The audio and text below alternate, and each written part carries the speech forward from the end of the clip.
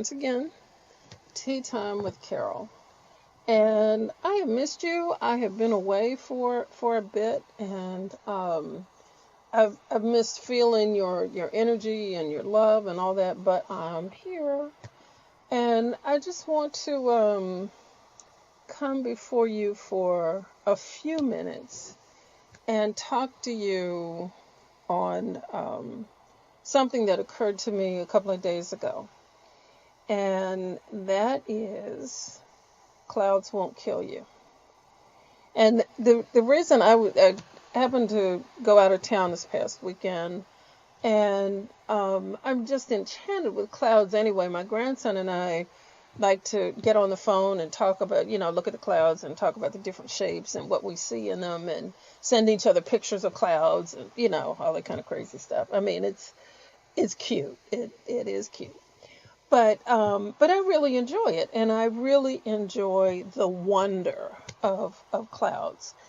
And so it occurred to me, we were going through these clouds, beautiful, beautiful, cotton candy looking clouds, and it occurred to me that there are many things that we go through that look big and outrageous and out of scale, and we think that it's going to be so difficult, and we wonder if we're even going to be able to get through it. And then when we look back, it's like, oh, okay, I survived that. So clouds will not kill you. When, let me tell you let me back up and tell you where this really started. In 2014, now I'm not going all the way back to the flood, okay, so be okay. We're just going back a little bit here. But in 2014, for my job, I went to India, which is like I don't know, 18-hour flight, something like that. And at the time, I was terrified. I'm not going to lie to you. I was terrified. I really, really did not like to fly. I mean, like, really. I couldn't go to sleep on a plane because I felt it was my mental energy that was keeping the plane, aloft. I didn't want to fly at night because I was afraid, well, if I can't see, the pilot can't see. Just really really crazy, irrational, makes no kind of sense. But that's what I was operating under, so when I tell you things, it's because of stuff I have been through and kind of halfway overcome. But anyway, on this trip, so I went to my doctor and I said, I'm flying, I'm very anxious, can you give me some medicine? And so the doctor prescribed something which I immediately filled and made sure I had it in my hot little hand when I got on the plane. And so, as we were on the runway getting ready to take off, on this first leg, leaving Washington, going to London, and then on to India. I was praying and feeling very anxious and very upset. And I just heard the Lord speak to me in this very quiet voice. And what I got was, are you going to trust me or are you going to trust the pills? And I said, oh, okay. Well, since you put it like that, okay. And so that was the most beautiful trip I have ever been on. I was very afraid of, I used to be on guard. I would be sitting on a plane like at military attention, just waiting for any little bump, thinking that any little bump or any little air pocket would send us, descending in a hail of flames or something, And so and I felt like this was God's gift to me by me saying that, okay, I'm going to trust you. And I didn't take the pills, by the way. I did not take the pills. And I felt like I was sort of rewarded in a way, if you will, that there wasn't an ounce of turbulence. It was smooth the whole time going and the whole time coming back. And I felt like God was just smiling on me saying, oh, okay, sugar, I know you. I know you got problems with this, so I'm going to make it a little easy on you this time, But ever since then, ever since that trip, I have not had any problems with flying, and I kind of enjoy it, to tell you the truth, So I was, okay, so that all happened. So that's the backstory to Clouds Won't Kill You. Because the other part of it was every time we went through a cloud, this is before, like 2014 and before.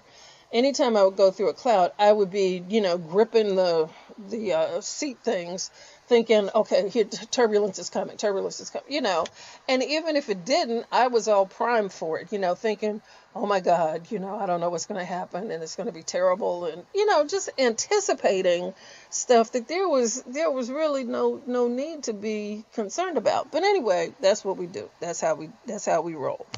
We used to, not anymore. So this weekend, I went on a trip. I went to Texas, by the way, and the trip didn't go exactly as I planned, but there was so much beauty that came out of it until it's not even funny. I learned some things about myself, which I would not have learned otherwise. I ran into someone that I used to work with. As soon as I got on the plane leaving Washington, I there was a woman that I used to work with, and we had a kind of okay relationship, but wasn't anything to write home about. Politics is politics, and we were at very different ends of the spectrum, and she was much better at playing the game than I am, because I don't have no cut cards. I just boom. And sometimes jobs take a higher degree of finesse than that. And, I'm like, look, that's the lawyer in me. This is how it is. I'm not going to shilly-shally.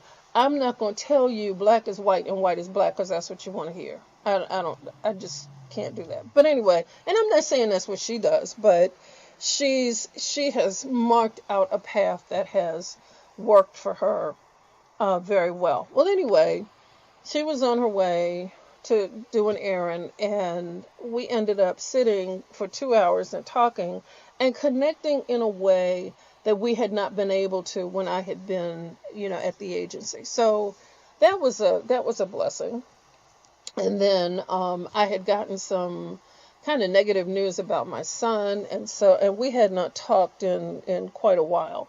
And so I reached out to him, and we had a very nice chat as I was on my way back, from Texas. We had a very nice chat, and actually I stopped. He lives in Orlando, and I had to change planes in Orlando, and he was like, "Oh, Mom, if I had known, if you could have stayed a little bit longer, I'd love to see you." And so it was a really, really, really nice, a very nice connection that we talked in a way that we haven't been able to in quite a while.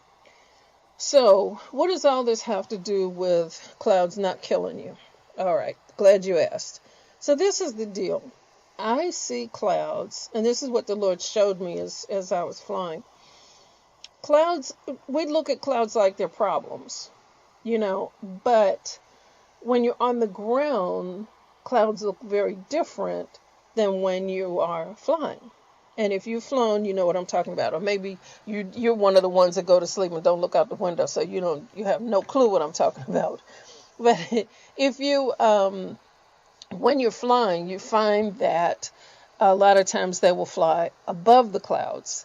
And so if you think of the cloud as your problem, when you're above a problem, it looks very different than when you're looking up at it. When you're on the ground looking at a cloud, it looks massive. You can't get around it. There's nothing you can do. It's this big monumental issue. But when you change your perspective and you look down on it, just like when you're on top of a mountain and looking down, everybody looks like, ants. Or when you're flying in, when you're coming in to land, everything looks very, very small until you're back on the ground again. So perspective is everything, And I'm reminded of something that my grandmother said. My grandmother had a million sayings. And one of them was, whenever there was something kind of bothering me, she would say, "Baby, wear it all like a loose garment. Wear it all like a loose garment." In other words, you don't take anything inside where it can hurt you or cut you. You keep things away from you, away.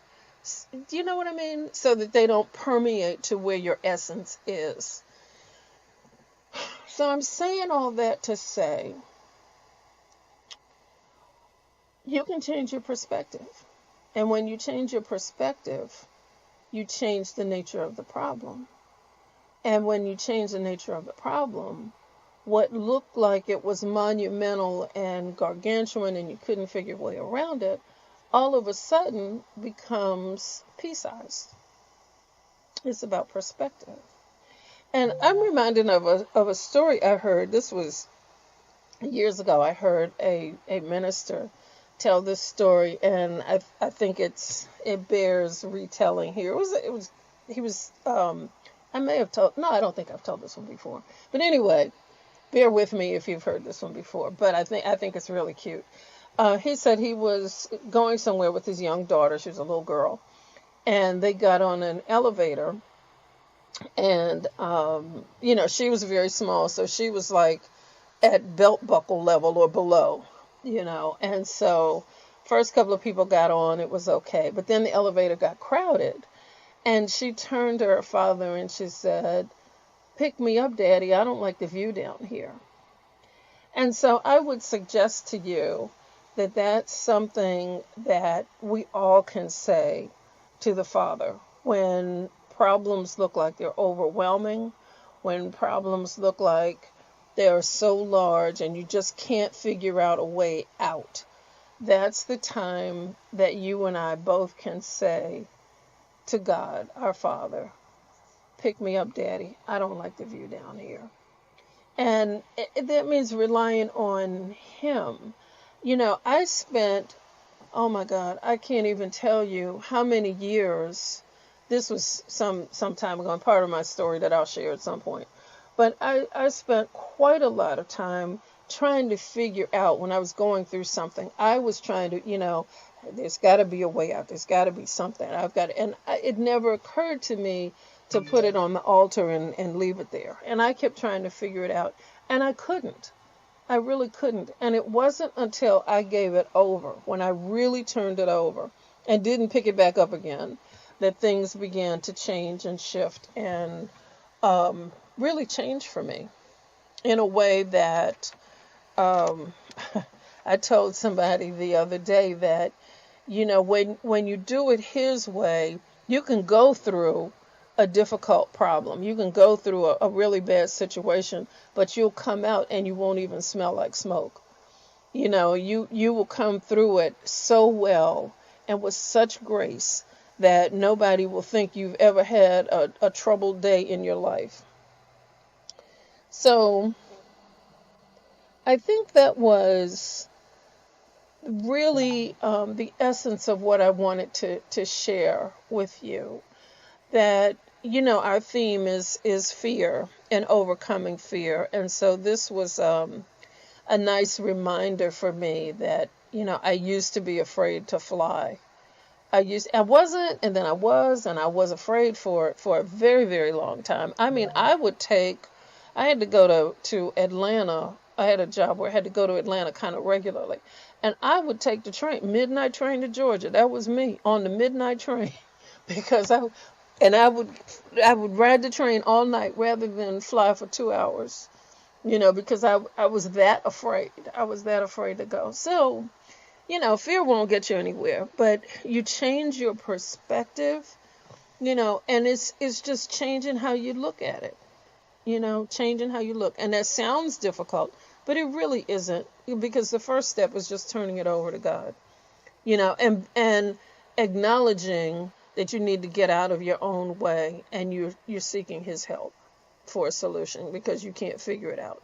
And when you turn it over, that's when you've created space for his energy to take over. Because as long as you think you're going to do it, he's like, oh, okay, you got it, kid. Okay, great. Great. He's not going to take the reins from you. You have to lay them down. You've got to decide, I can't do this on my own.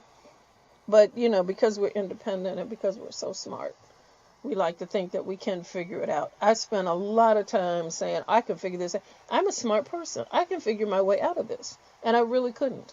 I really could not.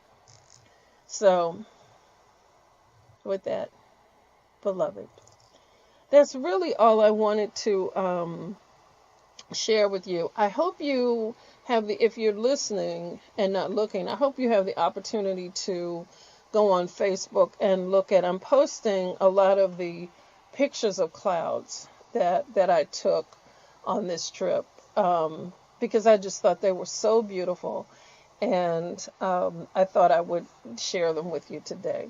So that's my story. I'm sticking to it.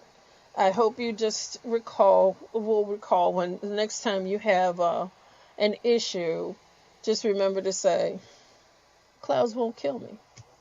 Clouds will not kill me. You can go through it. You can go through a cloud. You can go over a cloud. You can go under a cloud. You can go through a cloud. But either way, in any of those ways, it's not going to kill you. So until next time, this is Carol Moulton, wishing you and praying that you have a wonderful, wonderful weekend. And next week, God treats you just exceedingly well, more than you could ask or think, and you find an answer to whatever problem you've been facing recently. So, in the meantime, listen, be blessed, be blessed, be blessed. And until we meet again, this is Carol Moulton with Tea Time for Carol. I love you. Take care. Be safe. Bye-bye.